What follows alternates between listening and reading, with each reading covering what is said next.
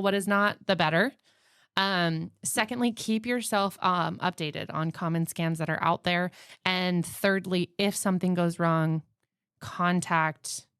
change your passwords, contact your financial institution as soon as possible. Right away. So that you protect yourself in the event that it does happen. Perfect.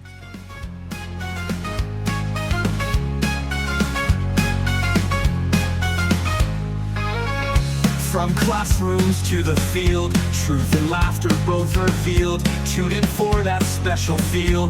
Nampa School's always real. Welcome to Nampa, where dreams can grow. Matt and Tyler on the show. Welcome to Nampa, where dreams can grow. Matt and Tyler on the show. Welcome to Nampa, hear the beat. Join the podcast, take your seat. And good afternoon, good evening, good morning, whenever you're listening to this. Hello, everybody. My name is Matt Sizemore. I am the Community and Media Relations person for the Nampa School District. Welcome to the Nampa School District Podcast. We're in episode 16, and today we're doing yet another financial literacy episode, of course, brought to you by CapEd Credit Union. CapEd Credit Union, it's more than banking, it is making a difference. And first, a quick message from them. My kids need to be able to access money digitally, but I also need to make sure it's safe for them to use. That's why we opened Rise Youth accounts with CapEd Credit Union. Not only does it use the same platform as our accounts, but it has other great features too, like making sure they're not spending more than they should. But my favorite is the savings account that earns a dividend. It is a great way to teach the value of saving. The Rise Youth account with CapEd Credit Union is the best digital option for my family. And as always, a big thank you to CapEd Credit Union. And speaking of, today we have a monthly guest who we love having on the program. Of course, with CapEd Credit Union, Brenna Greenwood, the financial education specialist with CapEd. Brenna, as always, a pleasure to see you. Happy to be here. All right. So today we're talking something, we always talk serious things, but this one to me, it makes a lot of emotions come from this kind of thing. For real. Anger is a big one because when I remember my grandmother at one point was hit by a scam and just a call convincing her that she was late on a payment or something. She ended up giving a couple $1,000s away. And I just was, how do I get revenge? Right. That was my thought. Obviously, in most cases, it's impossible to get revenge Absolutely. or unfortunately get that money back. But we are talking scams and fraud today. And so, you think back, like I think back to my grandma, you think just there's millions upon potentially billions of dollars around the world that are stolen from people because of scams and fraud. So how are these so effective, even for people that, maybe are above average in security and doing these kind of things, but still it can be effective. So how are they so effective, and how do these scammers use maybe urgency or emotion to get people to do it really quickly? Yeah. So actually today they're calling it social engineering. Okay. Right? So social engineering is the idea that I'm going to take information that's available to me that I can access online, text messages, public domain, whatever it is. And then I'm going to attach a sense of heightened emotion, maybe manipulation, maybe a sense of urgency to it to capitalize on the situation. So instead of it being me going through a back door and hacking something to get your debit card information, I'm going to contact you and I'm going to say, I'm your mom and I'm in New York and I lost my debit card and my phone died and I'm borrowing a stranger's phone and I need to get home, but I have to give this stranger's phone back. So don't call me. Can you just click this link and send a couple $100? And I need you to do it right away. Right. And then all of a sudden I'm thinking, oh my gosh, my poor mom, she's in New York. She's stuck. I need to help her. And using those types of tactics to scam you out of your money instead. And the reality is, like, there's so many different types of scams out there, and people are constantly coming up with new ways to do this.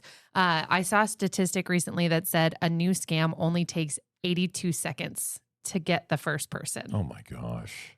Oh, that's like less than a minute and a half. And it's unfortunately, I mean, it makes sense, I guess you can kind of say, because the less time people have to think about what is actually happening, the more of a chance they are able to be scammed, right? Exactly. Yeah. Exactly. If our brain actually processes information differently when we are in a state of heightened emotion. So if we're really excited or really scared or really angry or really sad, we're less likely to process the information in a way that will allow those like red flags to kind of wave in the background and be like, hey, this might be a bad idea.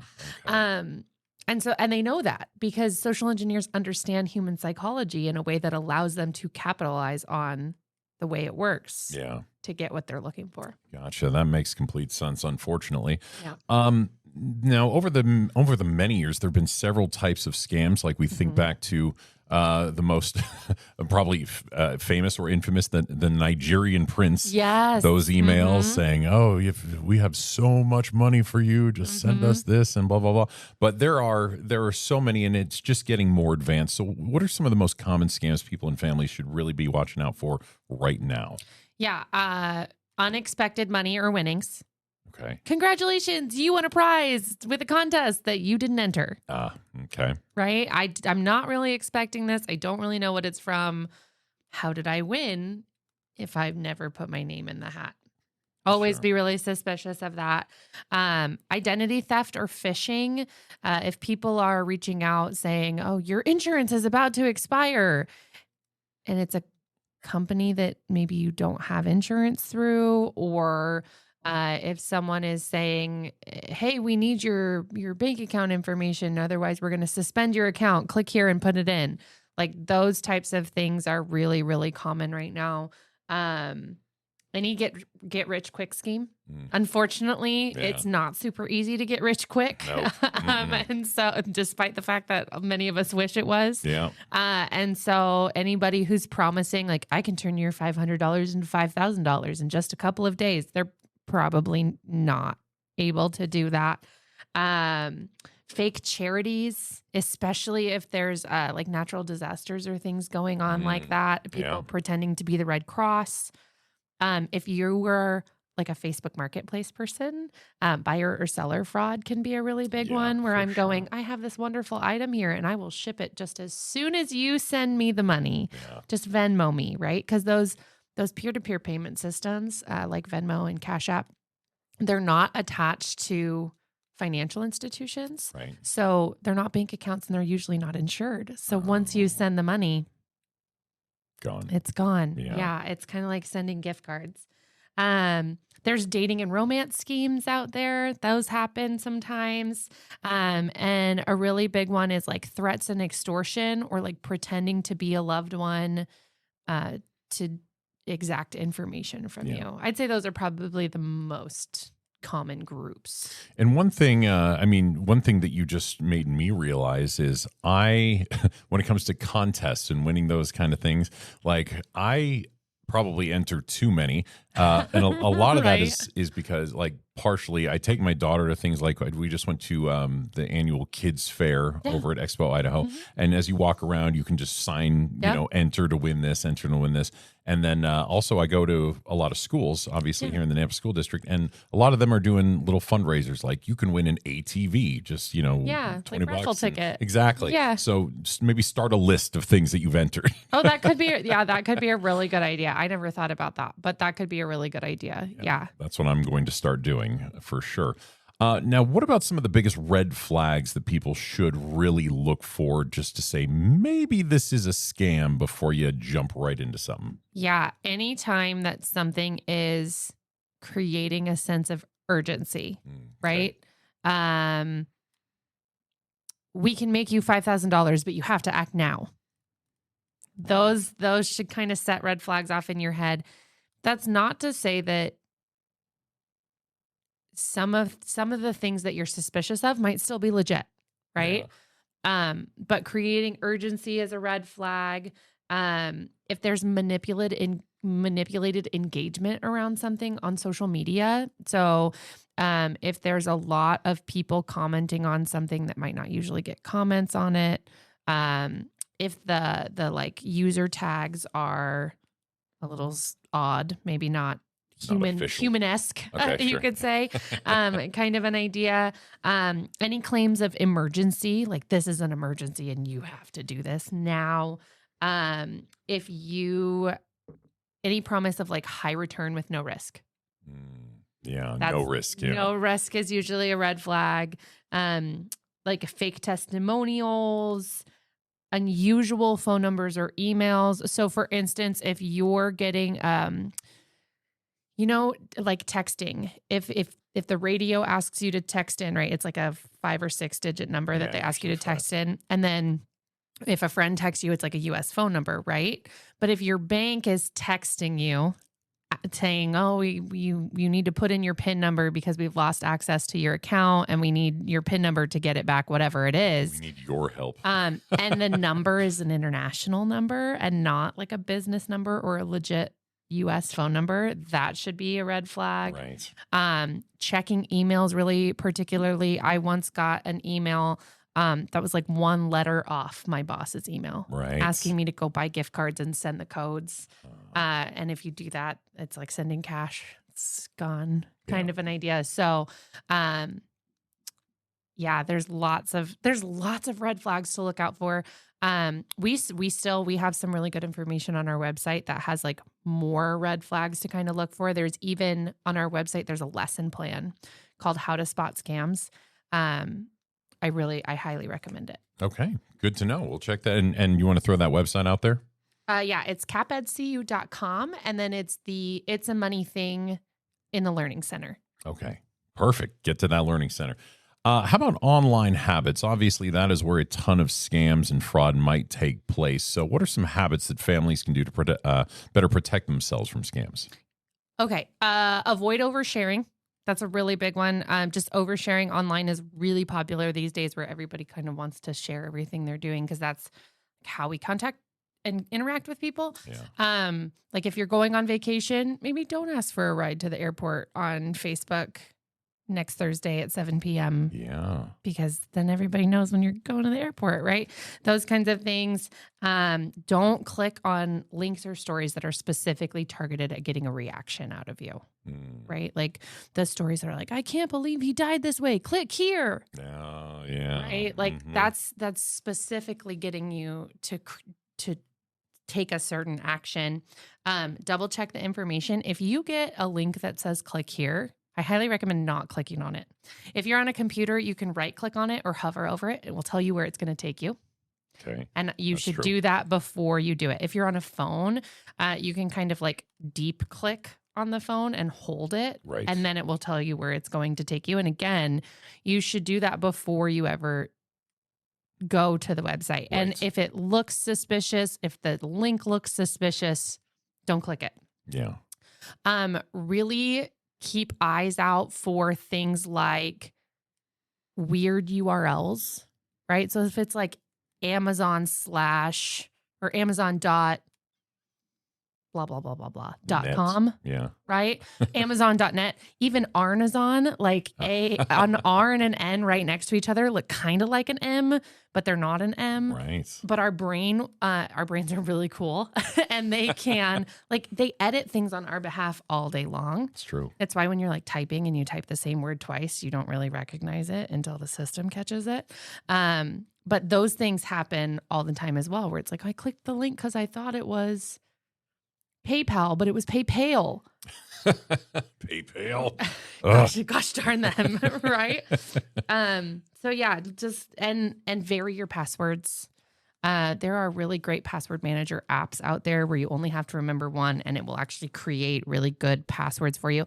And one quick note about that too is passphrases are what they're recommending now. So it used to be like, take a word and like replace a letter with a special character and make sure one letter is capitalized. Now they're saying a passphrase. Passphrase would be a better option because the spaces in a passphrase are hard for a system to catch. Oh, interesting. Okay, good to know. Okay, so say, and I mean, I love all the advice you were just giving right there. One thing that I do anytime I get something from what looks like an institution, whether it's bank or just a company I've worked with before, and I think click here because something happened. I always just go, instead of clicking on that, I go to that institution's page and then send a message, say, hey, did you guys send this? Is there anything I need to do or anything like that? Absolutely. Another note is that like law enforcement agencies will often post about current scams in our area, like on their social media and things like that. So following them is never a bad idea, just to keep yourself in the know of what's going on. And creating that like backdoor to verify information is hugely important, right? Like if the Social Security Administration is calling you because they need your Social Security number, creating the time and space to recognize like, wait, they already have it, first of all. And secondly, if someone is texting me going, the Social Security Administration needs your don't click the link. Contact the Social Security Administration and say, I just had this happen. Is it real? And if they go, yeah, then you know for sure. And if they go, no, it's not real at all, then you're going, oh, okay, well, good thing I didn't get scammed. Perfect. Now, let's say you're having a bad day. You're not thinking clearly. You get a link like this that you just immediately, it looks so real. You're not thinking, you're half asleep. You click on it. What do you do then? I think, okay, so sometimes it will depend on like what it is and how much information they're able to gather, right? So if I click on a link because I got an email that said my antivirus software isn't up to date, right? And then I click on the link and it takes me to a web page and I'm like, wait, these colors are wrong. This is not the antivirus software that I use, whatever it is. X out of it, right? Like if I didn't put in any of my information, like they don't have a ton to go on there, right? But if I clicked and put in my bank information, this happened to me not that long ago. I was online shopping and I got really excited, heightened emotion, right? Because this really cute jumpsuit was 70% off. Oh my gosh. It should have been red flags, okay? But I got really excited. So I clicked on the link and I went in and I picked my size and my color and I was like, okay. And I put my debit card information in. And I didn't recognize that the URL was http:// instead of https://. So that S stands for secure. So I didn't recognize that it wasn't safe. And then later I was going, that was so weird. Like it kept saying that my card was denied, but there was no reason for my card to be denied.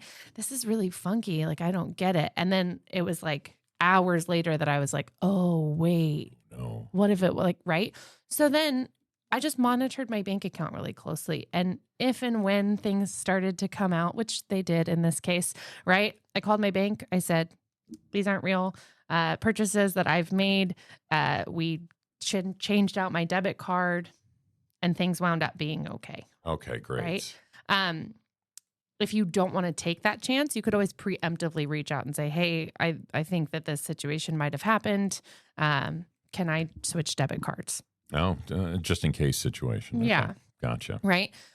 Don't share your bank account information if Pretty possible. Yeah. Like if you can use your debit card, it's so much easier to change debit cards than change bank accounts. Sure. So that's a good way of going about it too. Gotcha. Yeah. Perfect. Okay. So this is a tough one, I feel. For parents listening, how do they teach their kids or teenagers to recognize these scams and stay safe? Because obviously kids have the least experience on earth and so far. And so how do you talk to them about it? That's a hard question. I think you never want to create fear, right? You don't want people to just be distrustful. But kind of taking everything with a grain of salt, right? Just like you would protect a kid from like stranger danger. Sure. Right? Yeah. It's having those conversations early and often. Yeah.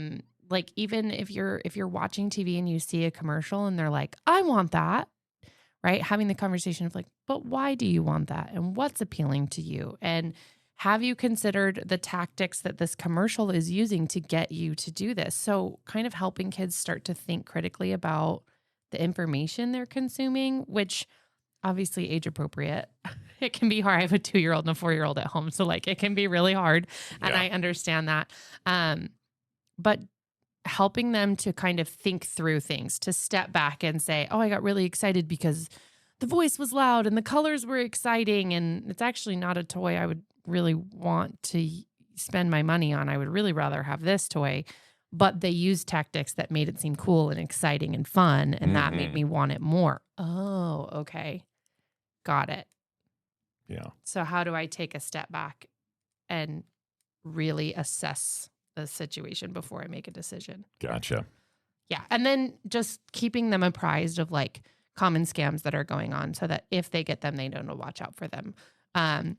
Sometimes families come up with like an emoji or a word that they'll share if there actually is an emergency or something going on, right? So if I were to get a call from my student and they didn't say the word, or if they texted me and they didn't send the emoji, I know it's not a real emergency. Okay. And then I can take a step back and go, not a real emergency. Right. Kind of an idea. And they do that training. So that's kind of a cool way of thinking about it too. Yeah, good technique. All right, Brenna. Well, we are just about out of time, but let's wrap up with maybe top 3 things that you think our listeners should really remember about protecting themselves from scams and frauds. Yeah, scams are out there.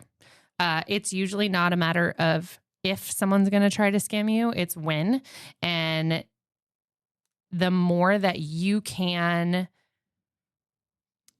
interact with things with not with fear, but with a little bit of a judicious attitude to say like what is real, what is not, the better. Secondly, keep yourself updated on common scams that are out there. And thirdly, if something goes wrong, change your passwords, contact your financial institution as soon as possible. Right away. So that you protect yourself in the event that it does happen. Perfect. Gotcha. All right, Brenna. And for anybody that's maybe looking for more information, where can they go? Yeah. Our website is a wealth of information. It's capedcu.com. Under the learning tab, the learning center, it's a money thing, has really great information. There's a lesson plan on that page called How to Spot Scams, and it has examples that you can go through with your kids too. So highly recommend. And then always feel free to walk into your financial institution and ask the questions. They should be willing to answer them for you. Yeah. Gotcha. Perfect. All right. Well, joining me today for Nampa School District Podcast, episode 16 has been Brenna Greenwood, financial education specialist with CapEd Credit Union. Brenna, thanks so much for being here. We'll talk to you all next time.